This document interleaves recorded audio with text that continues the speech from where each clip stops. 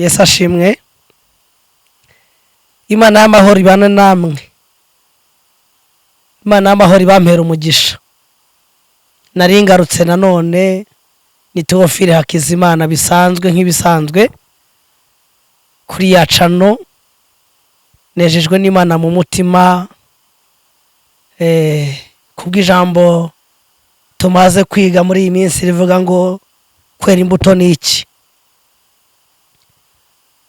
Ngarutse ku ijambo rikomeye cyane rivuga ko umugani w'abakobwa 10. Ku mugani w'abakobwa 10. Harimo abakobwa rero 10, harimo abakobwa bafite kujyana amatabaza yabo yaka, harimo n'abahuye n'ikibazo cyo kuba yabazima. Biba ngombwa ko bamwe bavuga bati se bene data ko yacu yazimye, twebwe mwadusaidiye mukadutiza kuyanyu. Abandi baza kubahakanira. Reka twinjiremo rero turebe ukuntu bimeze. Umutwe w'amagambo ratubwiye ngo umugani w'abakobwa 10. Icyo gihe ubwami bwo mu ijuru bugereranywa n'abakobwa 10 bajyanye amatabaza yabo gusanganira umukwe. Kabiri aravuze ngo ariko muri abo 10 5 bari abapfu, abandi bari abanyabwenge. Wowe uri mu ruhe ruhande? Uri mu bahe bakobwa? Ko nta kabazo. Birivuze ko abakobwa bari 10 ariko habonekamo 5 b'abanyabwenge, abandi baba bapfu. Nabahe wowe? Uri mu bahe? Uri mu bahe bakobwa? Uri mu bakobwa b'abanyabwenge cyangwa uri mu bakobwa 10 babaho 5 babapfu? Hari abakobwa 5 b'abanyabwenge, hari n'abakobwa 5 babapfu. Bibiri bivuga ko ari abakobwa 10 5 bari abapfu, abandi ari abanyabwenge.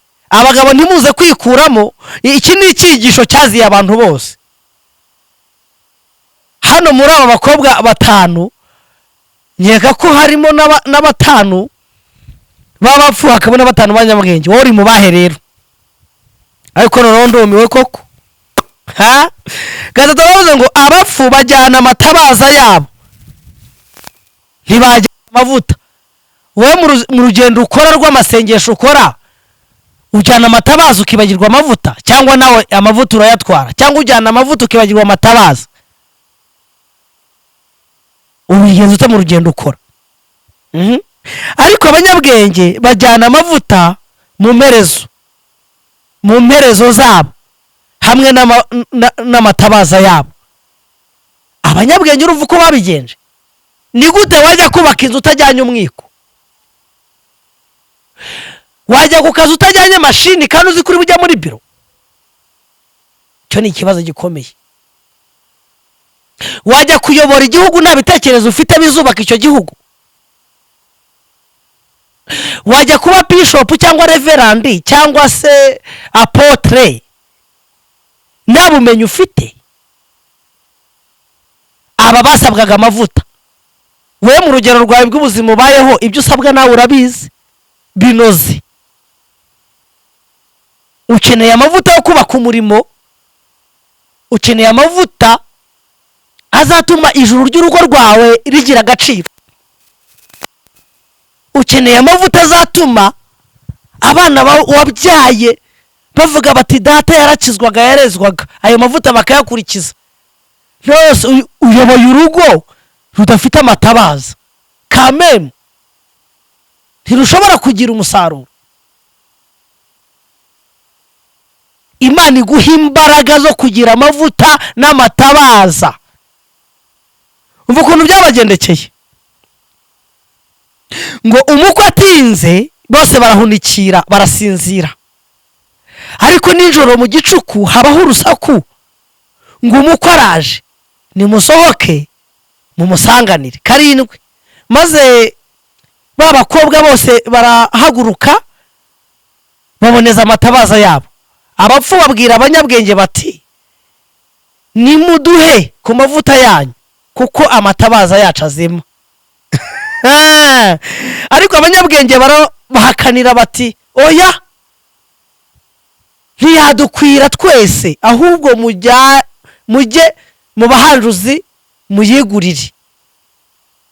Bagiye kugura, umukwe atinze, umukwe haleluya, bagiye kugura umukwe araza, abari biteguye binjirana nawe mu bukwe, urugi rurakingwa ruribana, urugi rurakingwa, hayiwe data we.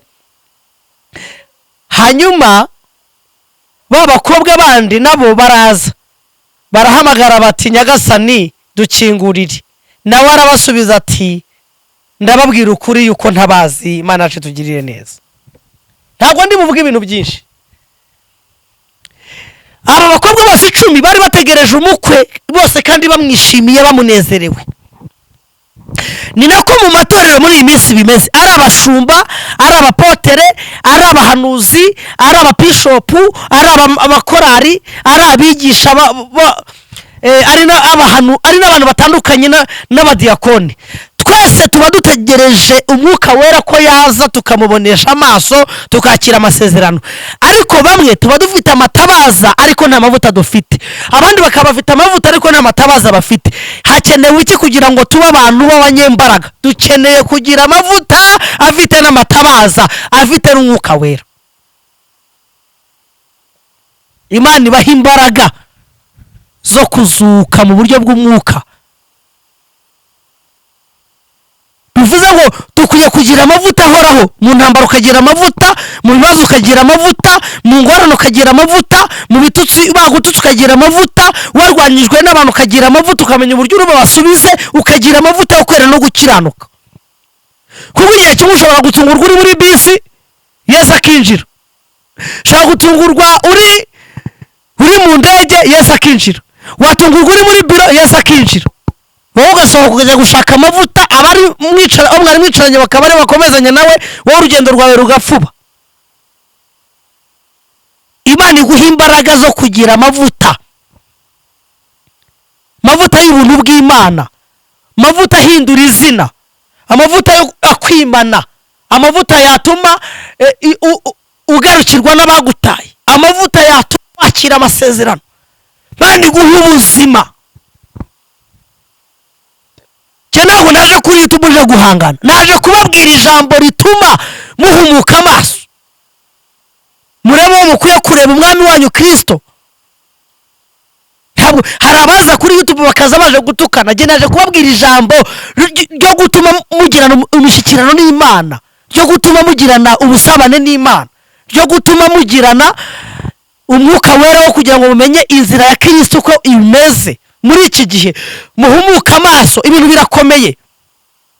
Tugeze mu bihe byahanuwe n'abambere, bavuze ko mu mperuka z'abaho ibihe birushya, abantu bikunda bakunda imiya, badakunda n'ababo. Imana ibahe gukundana. Ntiwagira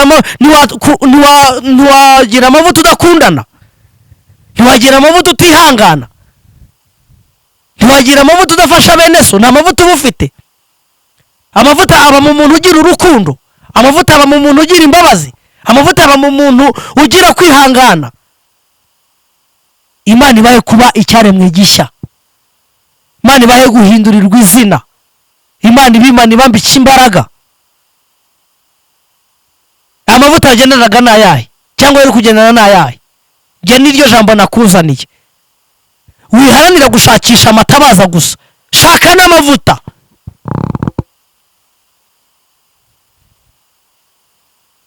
Kuko amatabaza yawe araza kukuzimana, kandi ari bukuzimane kubera kutigeze ushaka amavuta gushyira mu matabaza.